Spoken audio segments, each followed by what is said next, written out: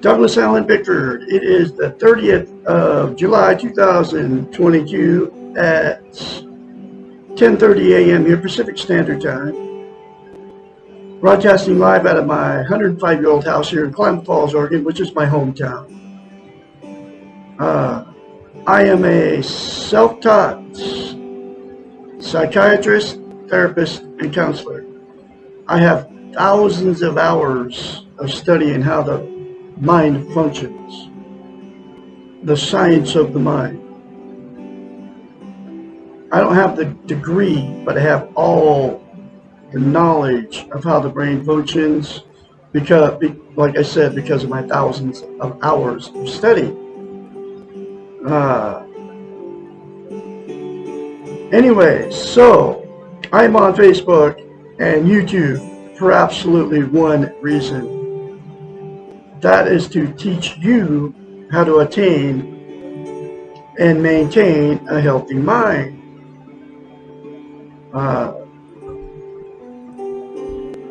And the way to do that is to attain and maintain a thing called self-esteem. And it comes out of this book right here, The Portable Therapist. What self-esteem is how you feel about yourself inside. It's also known as self-confidence, self-worth, self-love. Think of self-esteem as this way. We've all been in romantic relationships. When you first meet that person, your soulmates, you're on cloud nine, both of you are. They can do no wrong, you can do no wrong. You're bragging to all your family and friends. You're never going to separate. You're going to die together. Anyway, so what self-esteem is that good feeling towards yourself. Dr. Susanna McMahon, who has a doctorate in psychology, she also has a master's in philosophy, is 73, lives in Madrid, Texas with her husband.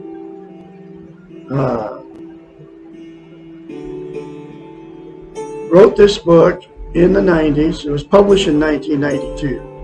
Every lesson in it talks about how we've been trained and taught not to have self-esteem, not to have a healthy mind.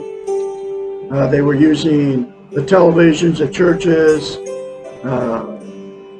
print media back then to do it to us.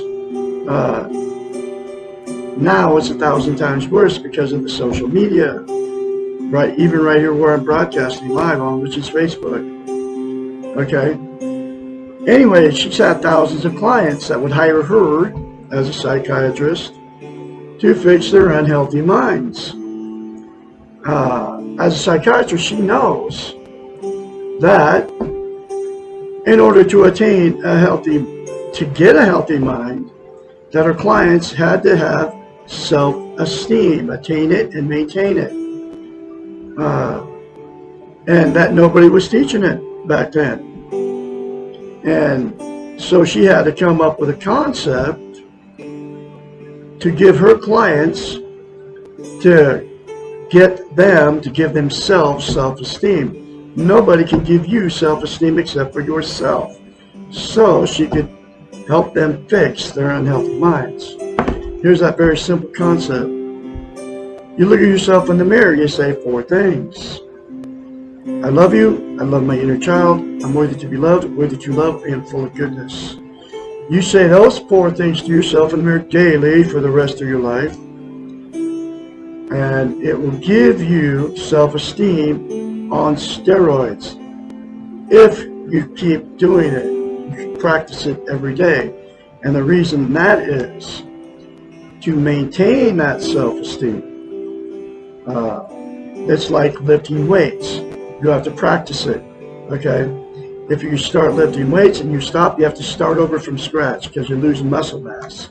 Self-esteem is the exact same thing for the brain. So just plan on saying those 4 things to yourself in the mirror daily for the rest of your life. It'll take you less than 10 seconds. I love Douglas Allen Bickford. I love my inner child. I'm worthy to be loved. I'm worthy to love. I am full of goodness. I've been saying this to myself in the mirror daily for 20 months at least. Anyway, so the reason she came up with mirror therapy and why it's so powerful is we cannot lie to ourselves in the mirror. It's a psychological event that happens in your brain. You can't look dead straight in your face and say something you don't believe. So that's why you can very easily get in front of the mirror and either think or say bad things about yourself, okay? Because that's how you feel about yourself because of all our training from the television, okay? And then all the other now it's the social media doing it to us. They make us feel like everybody else is better than us. Either you think you're better than people, either you think you're less than people, or you think you're better than people. That's how they've trained us to be. I'm telling you, it's all true. It's 1,000 times worse now with the social media. But every lesson in this book talks about that, how we've been trained and taught not to have a healthy mind. And it is not a healthy mind to think that you're better than somebody or think that you're less than somebody, because we are all the same. We're all human and we're all imperfect. I don't care what the television says. Anyway, so the very first time you say it to yourself in the mirror, folks, it's going to feel very strange and awkward because you've never heard it before. That's because nobody's teaching it, except for Douglas Allen Bickford here in Klamath Falls, Oregon. So, the very first time, say it. Get that beyond that strange and awkward feeling and force yourself to do it. I had to do it. You're going to have to force yourself to do it. Okay? So anyway, and then you will get self-esteem on steroids. And then to maintain it, you'll have to say that daily, like I said, for the rest of your life. Self-esteem is the absolute most important thing you can have as a human being. There are two reasons. Here's why. The first reason, we can't be content without it. What content means is you feel good about how, where, and what you are. It's also known as internal peace. There are 11 things that people are using to try to be content. They are all the social media, Facebook, YouTube, Instagram, TikTok, you know, the list goes on and on, right? Drugs, alcohol, sex, food, gambling, television, religion, people, material possessions, or money. Those 11 things are known as externals. They're outside of yourself. They will make you feel good temporarily, but that good feeling, that content feeling, goes away. Just think about the alcohol buzz and the drug high. Both of those go away, then you have to do more to get the same good feeling. And the other 9 things are exactly the same. The second reason, okay, but anyway, so let me go back. The absolute only thing that's going to give you internal peace permanently is to attain and maintain self-esteem. And the only thing that's going to give that to you is the 4 things to yourself in the mirror daily for the rest of your life. I have confidence, folks, that you're going to do it. Okay? And the second reason it's so vital that as a human being to attain and maintain self-esteem. You can't love without it, and you can't be loved. So what happens is, 2 people without self-esteem will attract each other. Then, as soon as that good feeling goes away, that's when the fights and the arguments start. Okay, the getting in the car, going down the road, can't get away from the maniac fast enough, the cheating, the lies, the drug and alcohol use, the going to bars and picking up strange people to have sex with, the calling each other names, telling all your family and friends about how terrible these people are to you, and both people are blaming it on you blame it on each other, but it's really nobody's fault because you got in that relationship without self-esteem, and it's not even your fault because nobody's ever taught you how to get it except for me, and that's why I'm going to keep spreading this message. So because the relationship turned toxic, you'll divorce or separate, right? And then the same two people will go jump back in another relationship without self-esteem, and the exact same thing will happen. That's why you've been married more than once. That's why you've had many failed relationships. That's why I've been married 4 times, okay? That's why I've had many failed relationships. But it's never going to happen to me again because I have self-esteem now. The next woman I attract, and I'm not done with the romantic relationships, the next woman I attract will have self-esteem because I have it now, she will have it. And then we will live happily ever after. She'll probably be helping me do this. But I don't know, I'm not looking. I'm just doing what I do. The second thing that'll happen, that two that got together with no self-esteem, you'll stay in that relationship forever. Even though both people know it's toxic, you don't even like each other anymore. Sleep in separate bedrooms, fights and arguments are going on. The name calling, the little innuendos, and you stay in that relationship because you're codependent on each other for whatever reason, whether it's for money, whether it's for sex, or whatever it's for. You'll stay with them for years. And all the emotional, sexual, and physical abuse from those two will never get talked about. Then they pump out children. Then it becomes a dysfunctional family at that point, and then dysfunctional families create more dysfunctional families down the line. The children, they have children, and then the children get in dysfunctional relationships and have dysfunctional families, and just keeps going and going and going. The next thing that'll happen is the two that have been in many failed relationships or marriages, they got together with no self-esteem, will just exit out of the romantic scene and say, screw it.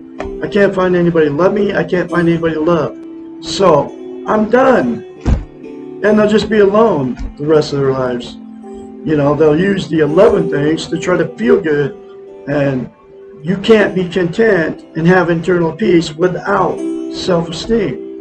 So they'll never be content. They'll use all the 11 things to try to be content.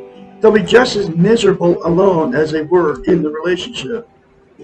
So Douglas Allen Bickford, self-taught psychiatrist, counselor, and therapist, has the cure. I have the fix. And it is the 4 things to yourself in the mirror daily for the rest of your life. Get this book and go through the many concepts. And if you're in a toxic relationship, if you're all alone out there miserable, get this book, do the many concepts in it, and it will make you content. So you won't have to have a relationship to be happy anymore. Then if you want to get a relationship, you'll find a healthy one because you'll be healthy. Because you cannot love or be loved without self-esteem. So you can't get in a healthy relationship without it. And then the person that's in a toxic relationship, if the other person doesn't want to change, and you do, it'll give you the strength and the courage to remove yourself from that relationship. Trust me, it works. So anyway, I am going through this book one lesson at a time. Here's that next lesson. Why am I still afraid of my mother and father? Lesson 71. There are a surprising number of adults who ask this question. These people who grew up in dysfunctional families and who were abused and intimidated by one or both of their parents. This fear may continue into their adult lives in spite of separation from the parents, including death of the feared parent, and despite their present status in the world. People who are not afraid of anything else or who are professionally successful may still harbor anxiety and supposedly irrational fears when they think or encounter this parent. Often these people revert to childish state and act immature ways when confronted by this parent. Large, powerful men and strong women quake when they have to deal with this feared individual, even if the parent is old, sick, weak, and frail. Why? This reaction is easier to understand if you are familiar with the concept of the inner child. Remember, this inner child does not grow up and is involved with our early feelings and reactions. When we are still afraid of our parent, it means that we are perceiving this parent through the eyes of the inner child. We are perceiving this parent as a powerful, needed person that we are dependent upon for our very survival.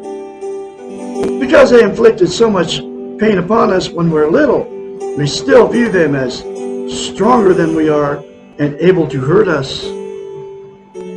It made sense to be afraid of them when we're little, but it no longer makes sense to fear them now that we are able to survive without them. However, the inner child does not relate to this type of rational logic. You cannot reason with a fearful child. You must understand and relate to the feeling.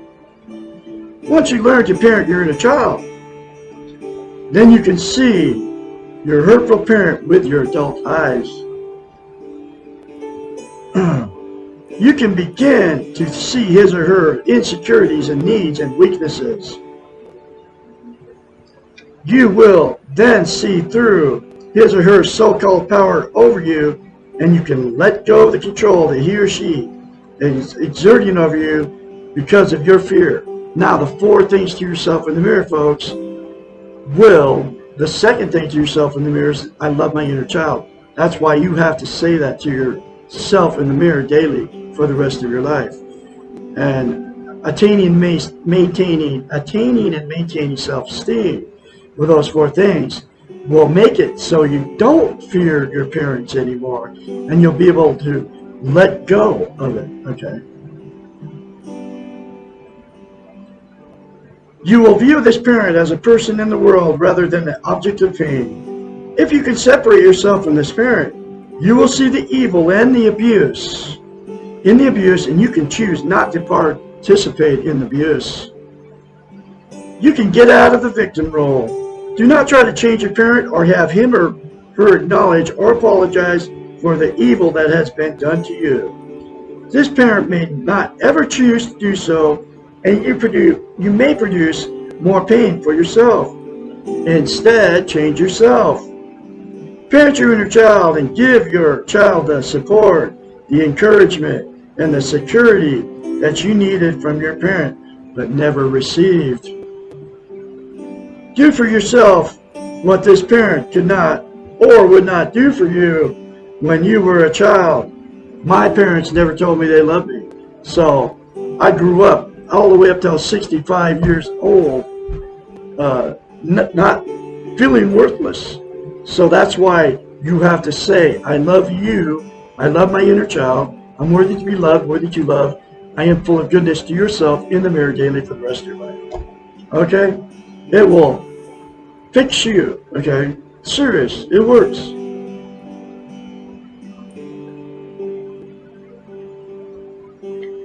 Make yourself strong and secure and loved, and change your dependence to independence. Give yourself what you need and want, so that you need and want nothing from this parent. Only when you are free of fear and clean from the neediness can you risk interaction with him or her. Do not try confrontation unless you have support. Do not try to be a therapist or a teacher for your parent. Remember, you can be angry and deal with this anger constructively without directly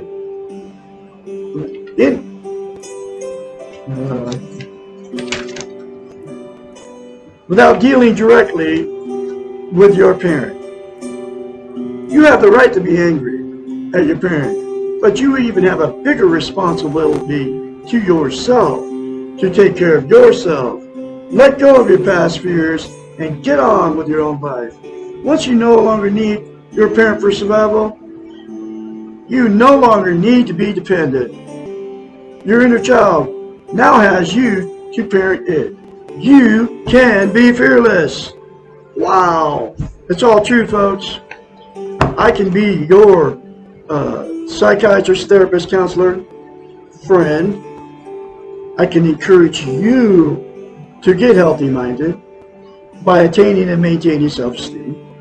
Call me 458-232-5238. I offer free therapy sessions, 1 hour a week, 4 times a month. I'm a self-taught, self-trained psychiatrist, therapist, counselor. I seriously can help you, folks. I have thousands of hours of studying how the brain works. And I am specializing in emotional, sexual, and physical abuse victims because I'm a victim of it. And I've healed myself. You can heal yourself too, because you all have the power to do it. 458-232-5238. Call me anytime, and we will schedule your first therapy session. Have a great Saturday out there. And tomorrow's lesson will be lesson 72, Why Do I Hate?